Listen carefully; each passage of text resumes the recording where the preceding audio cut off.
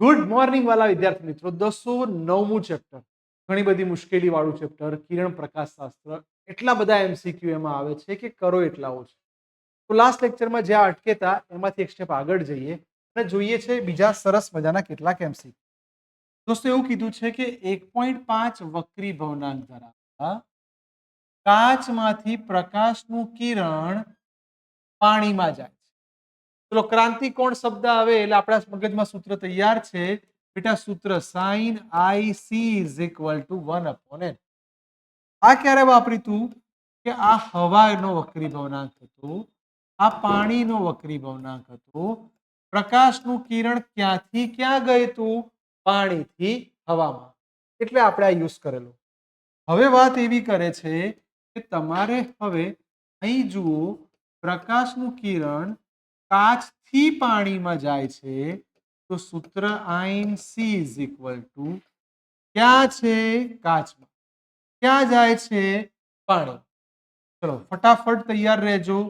Sign I C as it is water એટલે 4/3 glass 3/2. ચલો છેદનું છેદ ક્યાં જશે? અંશમાં. આ બે ઉપર આવતા રહેશે. સૂત્ર તૈયાર.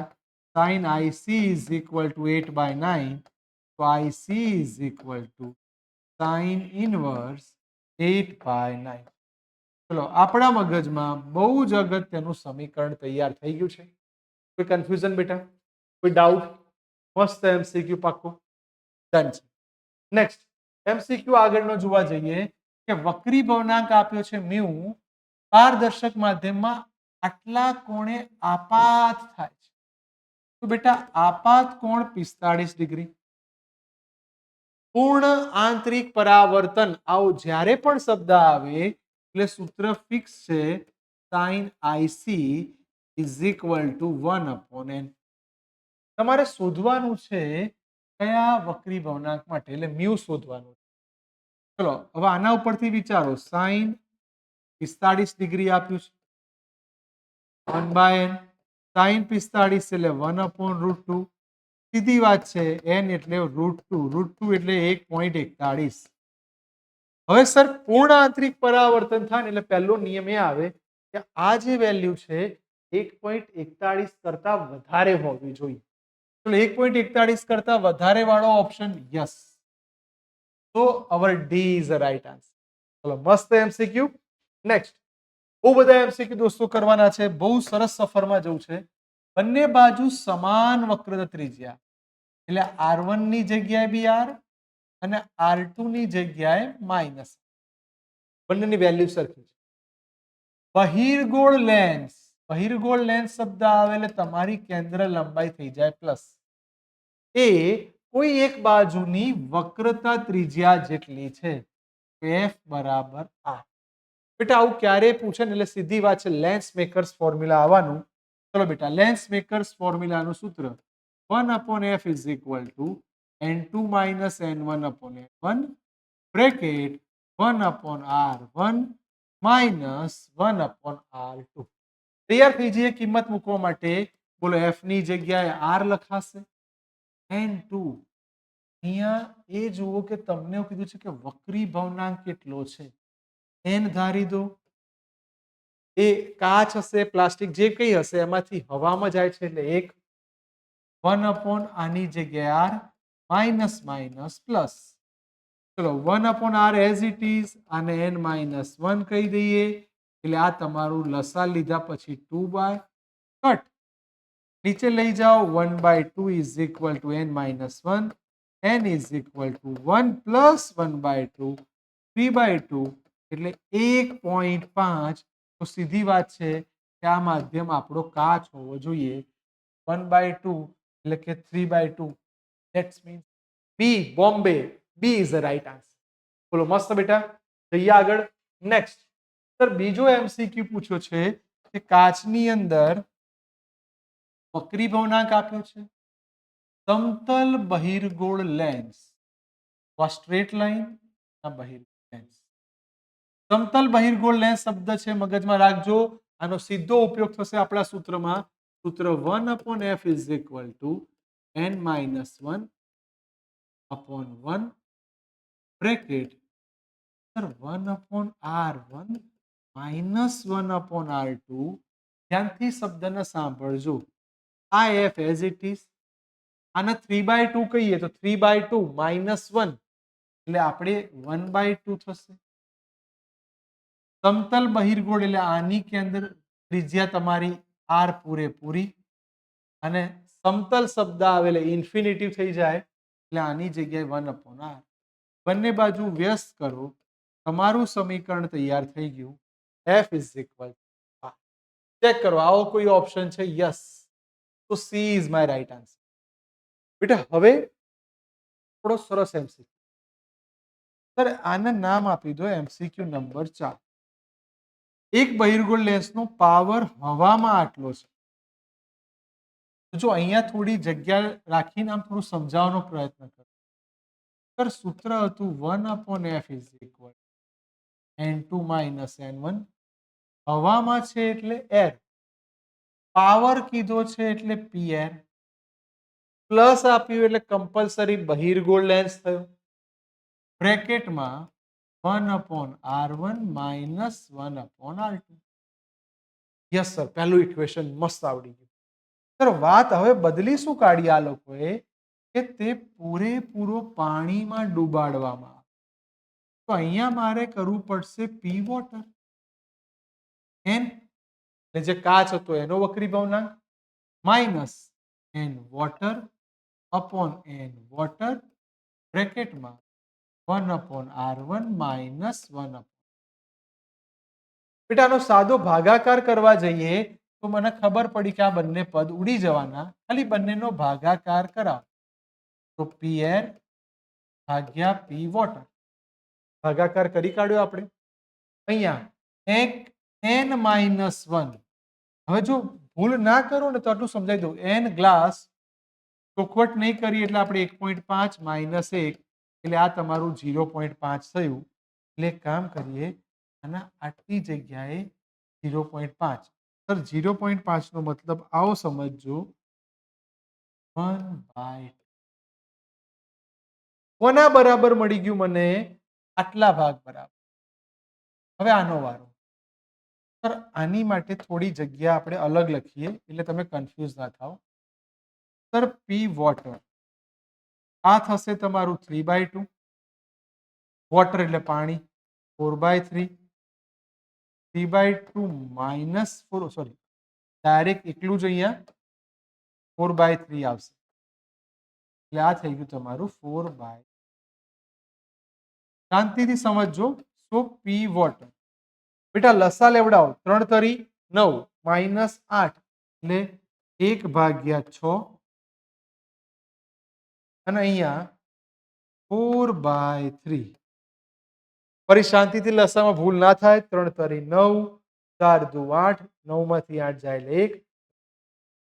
હવે આનો મતલબ આવો છે 1/6. આ 4 અને આ 3 ઉપર 3 ઉડાડશું એટલે આ 2. બોલો ક્લિયર? કોઈ જગ્યાએ કન્ફ્યુઝન નથી? તો આ 1/8 આવ્યું. પી વોટર આવ્યું 1/8. હવે તમને અહીંયા આપ્યું છે 5. હવે આનું ઉડાડો ને એટલે આ 4 થશે. તો પી એર ભાગ્યા પી વોટર. 4 ક્યાં આવતું રહ્યું બેટા? ઉપર. બોલો ક્યાંય લસામાં ભૂલ કે કોઈ કન્ફ્યુઝન લાગતું તો કહી શકો છો.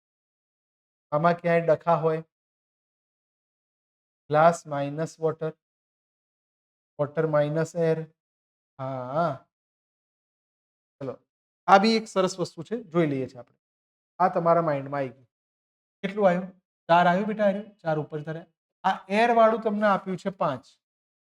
તો પી વોટર ઇઝ ઇક્વલ ટુ 2/4. 5/4. હવે પાણીમાં જ્યારે કોઈ વસ્તુને ડૂબાડો ને એટલે અંતર્ગોળ હોય તો બહિર્ગોળ લાગે, બહિર્ગોળ હોય તો અંતર્ગોળ લાગે.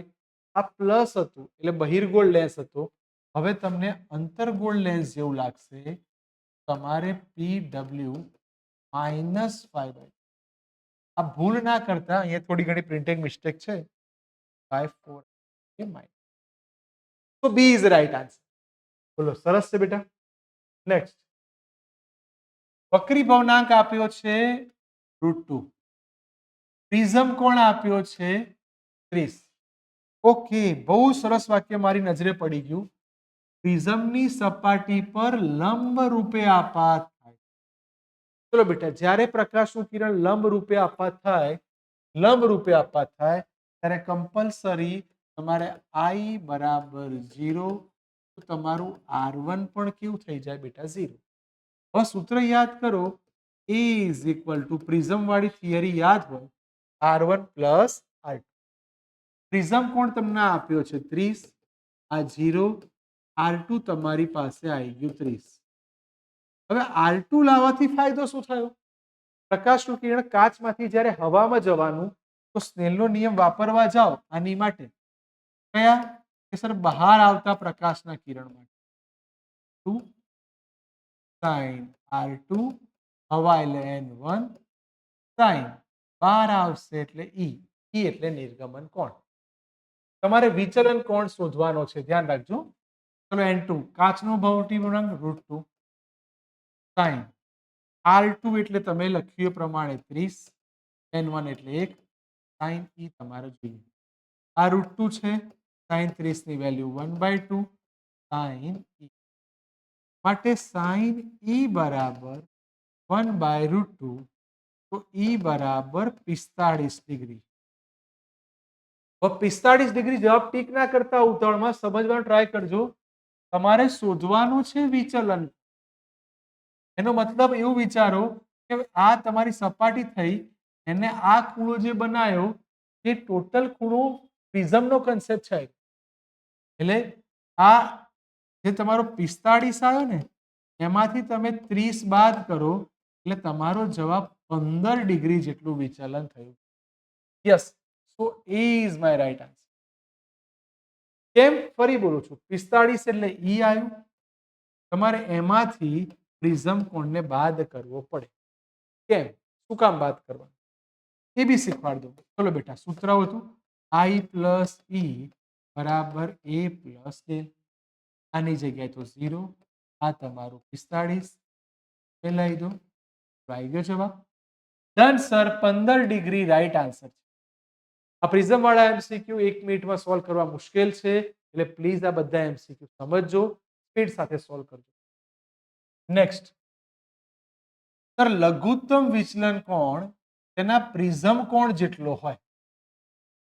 ફરીવાર, લઘુત્તમ વિચલન કોણ એ તેના પ્રિઝમ કોણ જેટલો હોય તો વક્રી ભવનાંક શોધો. બહુ મસ્ત MCQ થયું. વક્રી ભવનાંકનું સૂત્ર n sin A plus del m/2 upon sin A/2. બહુ શાંતિ સમજો, કોઈ ઉતાવળ ના કરતા. n as it is sin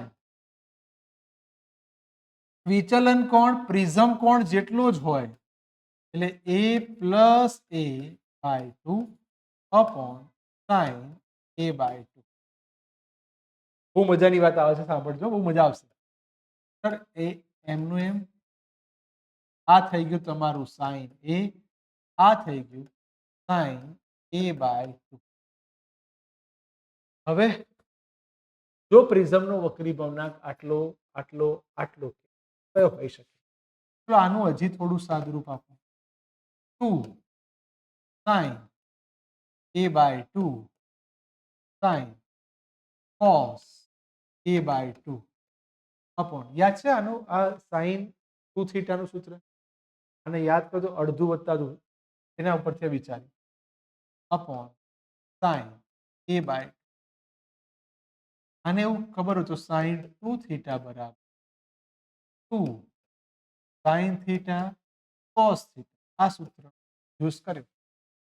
ચલો બેટા, આ બંને ઉડી ગયા. n ઇઝ ઇક્વલ થી sin, આ cos આવશે, cos A/2. હવે આ સૂત્રને 2 મિનિટ માટે સાચવી રાખો. તમને એવું કીધું છે કે પ્રિઝમનો વક્રી ભવનાંક એટલે n કેટલો હશે. તો અહીંથી બે શક્યતા વિચારું કે તમારો A છે એ મિનિમમ 0 હોય અને મેક્સિમમ 90 હોય. મજા આવશે. જો 0 વિચારીએ છીએ તો બોલો cos 0 શું થવાનું બેટા? 1. cos 0 1 થઈ ગયું. તમારો વક્રી ભવનાંક થયો 2. કારણ કે આની વેલ્યુ ઉડી ગઈ. શક્યતા નંબર 2 વિચારો. બોલો બીજી શક્યતા વિચારવા જાઓ 90 ડિગ્રી વાળી. tan is equal to 2 cos 90 ભાગ્યા 2. સર 90 ભાગ્યા 2 એટલે cos 45. cos 45 એટલે √2. તમારી પાસે n ની બીજી વેલ્યુ શું આવી? તો તમારો મતલબ તમારો જવાબ કોની કોની વચ્ચે હોઈ શકે? તો સર 1.41 થી વધારે અને 2 થી ઓછું.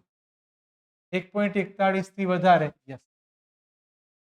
આ બહુ જ મસ્ત એમસીક્યુ. આ એમસીક્યુ પૂછાય એટલે મોટા ભાગના બાળકો ખોવાઈ જાય. બહુ સરસ એમસીક્યુ. બહુ સ્ટાન્ડર્ડ એમસીક્યુ. ખાસ જોવો જોઈએ. નેક્સ્ટ. વક્રી ભવનાંક તમને આલ દીધો. સમબાજુ પ્રિઝમ પર કોઈ એક પ્રકાશનું લઘુત્તમ વિચલન કોણ અનુભવે છે? સમબાજુ કીધું તમારો પ્રિઝમ કોણ 60 ડિગ્રી કન્ફર્મ. તો આપાત કોણ આઈ તમારે શોધવું. સર શું કરી શકાય? આના આધારે લઘુત્તમ વિચલન કોણ અનુભવે છે? તો જો વક્રી ભવનાંક શબ્દ આવે ને બેટા, એ તમારે વક્રી ભવનાંકનો પેલા કન્સેપ્ટ વાપરવાનો છે. તો તમે એના આધારે વિચારવા જાઓ તો વક્રી ભવનાંકનું સૂત્ર sin a plus del m by 2 upon sin a by 2. હવે આ કેમ વાપર્યું? કારણ કે આપણને વક્રી ભવનાંક બી આપેલો છે, સમબાજુ શબ્દ આપેલો એ બી આપેલો છે. આ વક્રી ભવનાંક √2 લખી દઈએ. હવે જો તમને ખબર પડી ગઈ હશે, આ sin 30, આ sin a plus del m by 2. આ √2 એમના એમ જો કોપી પેસ્ટ થઈ રહ્યું છે. sin 30 સામે જશે 1/2 sin a plus del m by 2. બહુ શાંતિ સમજો, મસ્ત એમસીક્યુ. √2 થયા. √2 એટલે 45. sin 45 ની વેલ્યુ આવી ગઈ. અહીંયા બી sin a plus del m by sin ઉડી ગયા.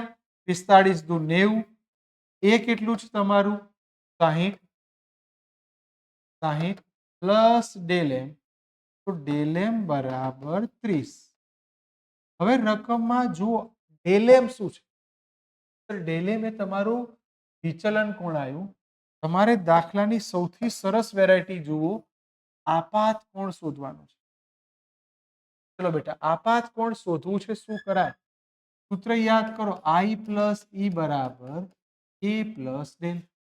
લઘુત્તમ વિચલન કોણની વ્યાખ્યા પકડી લો. એટલે કે જેમાં ઈ બરાબર i થઈ જાય તો i વત્તા i a plus del m. That means 2i a plus del m. i બરાબર 60. del m તમારું આવ્યું 30.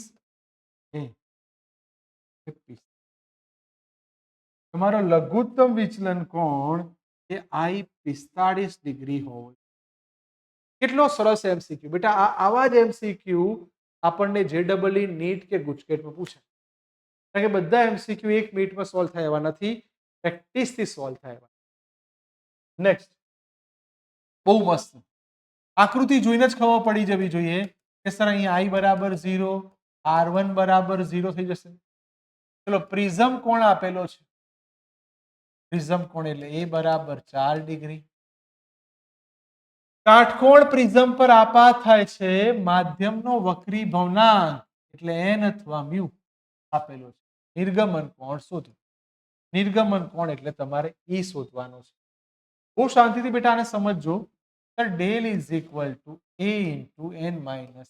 આ ખાલી તમને સમજાવવા માટે. વિચલન કોણ મને કેટલો મળશે? આ તમને 4 ડિગ્રી આપ્યો છે. 1.5 માઇનસ 1 એટલે 5. એટલે તમારું વિચલન કોણ આવશે 2 ડિગ્રી. બોલો ડેલ સુધી તમને કઈ વાંધો નહીં હોય. હવે યાદ કરો સૂત્ર i પ્લસ ઈ બરાબર a પ્લસ ડેલ. 4 પ્લસ 2 0 ઈ બરાબર 6 ડિગ્રી. દોસ્તો એવો એમસીક્યુ હતો જે મોટા ભાગના પેપર સેટમાં હતો. તમારે જોવો જોઈએ એટલે તમારો જવાબ 6 ડિગ્રી આવી ગયો. બોલો સરસ મસ્ત એમસીક્યુ બેટા. નેક્સ્ટ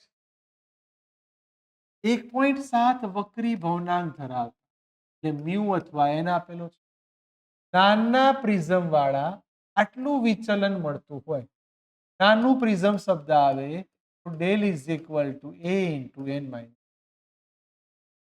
એ નાના પ્રિઝમ કોણ શોધવાનો છે એ તમારે શોધવાનું છે 4.9 ડિગ્રી વક્રી ભવનાંક 1.7 -1 એ જલ્દી ફટાફટ 0.7 4.9 સીત્યું 49 તમારો પ્રિઝમ કોણ 7 ડિગ્રી આવો જોઈએ બોલો મજા પડી ગઈ આવા ઘણા બધા એમસીક્યુ છે એ આપણે સોલ્વ કરતા રહીશું અહીં આપણે અટકીએ છીએ આટલા એમસીક્યુ ખાસ જોજો